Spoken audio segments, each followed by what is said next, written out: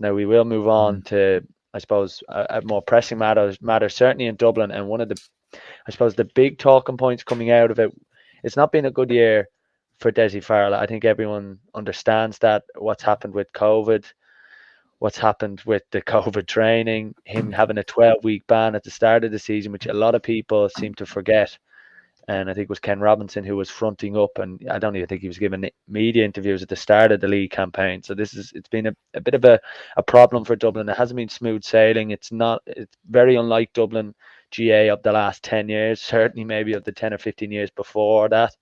It was a little bit more common. It was a little bit less professional, but the last 10 years, Dublin GAA have got a lot of things right, especially in the men's football side. But there has been a few cracks this year with Dessie Farrell, with a lot of uncertainty around players like Stephen Cluxton, Kevin McManaman, guys who we haven't seen a lot of, Keane O'Sullivan. But I think the 12-week ban at the start of the season might have just been a little bit of a turning point, and it's almost that invincibility of maybe Dublin has started to just steep away. And a lot of people are asking, is Dessie Farrell, who has won an All-Ireland now as a player and as a manager for his county, but is it fair after the year he's had for him to be given another year? Is that something maybe the county board are going to look at, Daniel? Do you think? I do think it's one of those where if you give Dessie Farrell another year, you'll end up being here this time next year wondering why you gave Dessie Farrell another year. You know, like I have huge respect for Dessie Farrell and what he's achieved, particularly as a player, but as a management on the underage structures, I thought he was the right man to take over from Jim Gavin. Nobody wants that job to be taken from a 5-in-a-row champions, while everyone wants that squad, a bit like Manchester City in the Premier League. The pressure on that job was enormous, and he took it at last minute. Remember when Jim Gavin was only made his decision start of 2020, a couple of months before lockdown. So, and with COVID and everything, it's been a disaster in terms of managing and all that. But I do think everything went their way last year in the All-Ireland. Like, you know, they didn't have to play any team till the final. They played Mayo with James Horan, and it just starting out, and not just starting out in his first season with Mayo, but a first season with Mayo where it's knockout championship, so they don't even have a Super 8s to get going, if you know what I mean. So they were kind of gifted last year's All-Ireland. I think Kerry kind of made a mess of that. That would have been a better game. So, but listen, Dublin won it. But the warning signs for me on Dessie Farrell's reign actually started in that final when Brian Howard and Paul Mannion, which I referenced earlier, didn't start the final. Now, they were the best, two of the Dublin's best 4 or 5 players the previous season. There just seemed no logical reason for those 2 players to be dropped. And it seemed to me, this might be a tad harsh, but it seemed to me that Dessie was almost trying to make subs for the sake of making subs, which is what, or make changes to the All-Ireland team, which is why Robbie McDade started the final. I kind of had question marks from there, and it's just been a disaster this season. And it all started with that COVID training breach. Now, don't want to spend too long talking about the COVID training breach, but it's easy now to think, it was blown out of proportion, all that. At the time, we were in a serious lockdown situation where I don't think it was kind of fair for anybody to be out training. It was that kind of environment, and for Dublin players to do that, seemingly with a split in the camp about it, it's just been downhill since then. And they were poor in the National League. They were very poor in the Leinster Championship, and the writing was on the wall from a very early stage. Now, saying all that, Dublin had the game won against Mayo. They were 10-3 up just before half-time. But I nearly think that's a worse situation. The fact is, I still think that Dublin squad is good enough to beat Kerry 100%. But the way they're playing at the moment and the way they pass the ball for the sake of passing, Kieran Kilkenny kicks the score after 2 minutes and 57 seconds of keeping the ball, and that's great.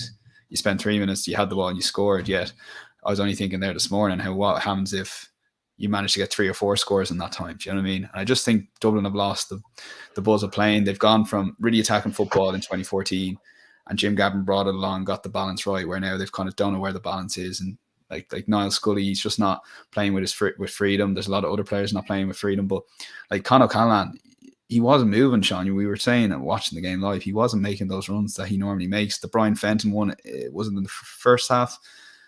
Dublin were winning the game by 5 or 6 points. Brian Fenton catches a mark, turns to kick it to Conor O'Callaghan, and he's not making a run in the Davin. So instead, Brian Fenton has to kick it all the way back.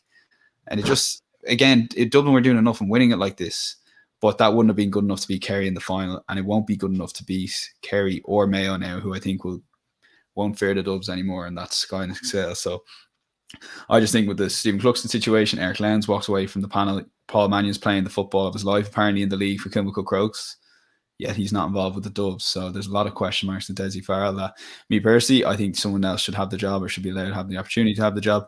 But again, I do think he'll probably be given another year to work with the players. But if you want to have the likes of Mannion back, if you want to possibly have Cluxton back to win his 9th All-Ireland, although I did think Evan Cummerun played excellent, that you've got to go with another manager, which is my kind of reason for saying that. I don't know what your thoughts are on that.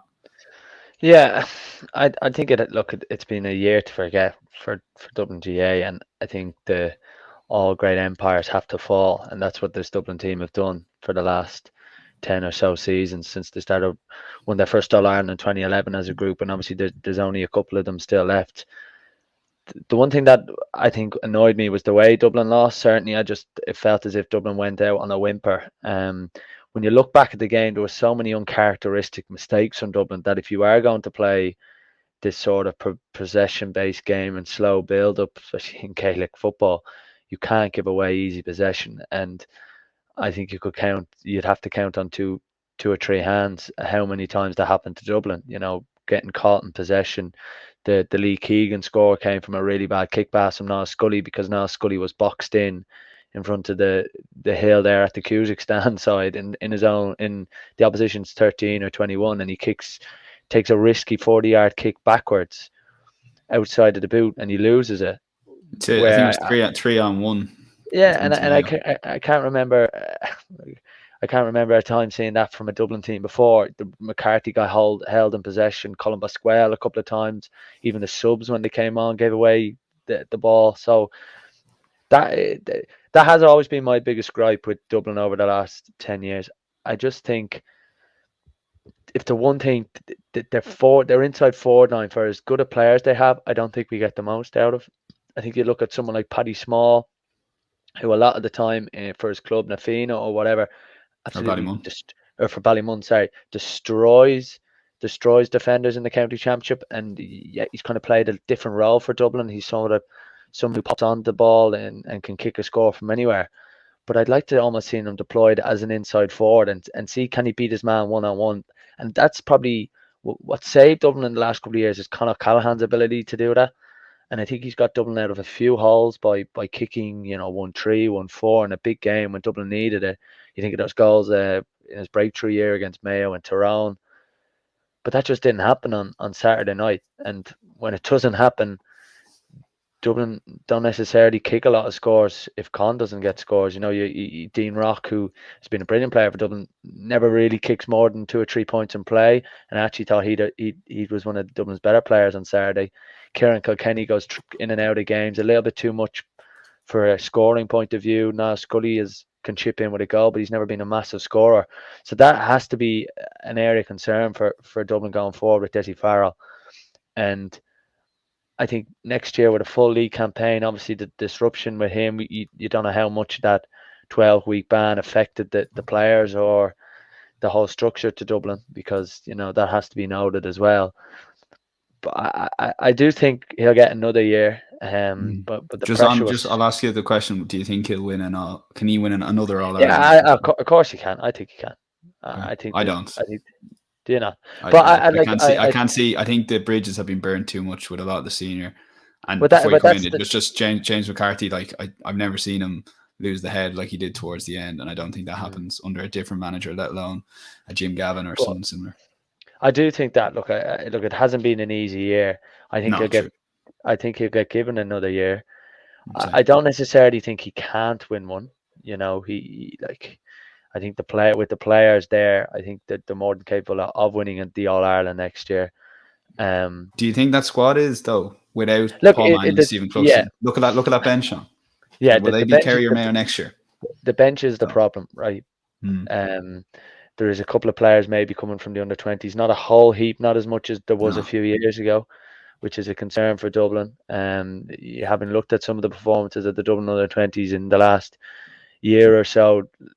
There's only a handful of guys there, and a few of them will have a decision to make over whether they play into county hurling or football for Dublin.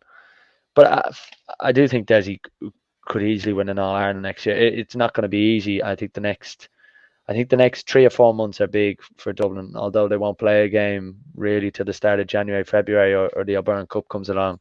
I think they need to quash a few of the rumours that are flying around the Dublin GAA circuits, because Well, look, it's not helping one thing anybody. one thing I will say, the likes of Fenton, like the three of the best 4 players in the country right now are Brian Fenton, Con O'Callaghan, and Kieran Kilkenny. That's a fact. And David Clifford in there, not on form, maybe obviously Paddy Clifford, but just in general in terms. So those 3 players are phenomenal. So of course Dublin, couldn't be so motivated, but they're only 3 players, and the fact is that bench under Dessie Farrell will be more or less the same squad next year, bar a couple of under 20s. The couple of Pascal brothers might have more experience, but by and large, that bench will not be good enough to beat Kerry or Mayo next year, let alone what Tyrone or Donegal if they can improve. Which is why I do think that a new manager will give the chance to maybe open the door back to a Paul Mannion, who I think if Dublin had Paul Mannion on Saturday, they would have won the game. I think it's that simple. I don't know if like one extra forward, even if they had Paul Mannion coming off the bench, I think that's the game. You win it by 1 or 2 points. Remember, it was only 1 point extra they needed. So they were one really good player away from beating Mayo, I think. And they didn't have that. But the reason they didn't have that is whatever's been going on behind the scenes and lads leaving panels for various reasons. And Stephen Cluxton thing that wasn't handled very well, no matter what way you look at it, no matter what other scenarios they are. It hasn't been handled very well with Dessie. And I do think Jim Gavin and other managers speak a lot better in the press. And I think that's important for a situation like the Stephen Cluxton that just wasn't cleared up. But look, I do personally think Dessie Farrell will be given another year. I just think we'll be here this time next year wondering why some other manager wasn't given the opportunity to work with these group of players. But I would say, they won't win in All-Ireland. The likes of Fenton, Con, Kilkenny, James McCarthy will really want to go again, you think, anyway. Well, and last thing, I think is Johnny Cooper was the captain, wasn't he? He's a Nafina man. Dessie's a Nafina man.